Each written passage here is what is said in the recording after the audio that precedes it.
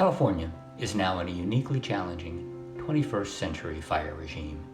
It's a regime made much more complicated by the confluence of hotter conditions from climate change, our long history of allowing fuels to accumulate, the large increase in the number of homes in wildfire-prone areas, and our ongoing devastating drought. Getting ahead of increasing wildfire risks will require 4 kinds of interventions: upgrading buildings and defensible space, reducing ladder fuels, improving emergency services, and identifying homes where risks are too high to manage.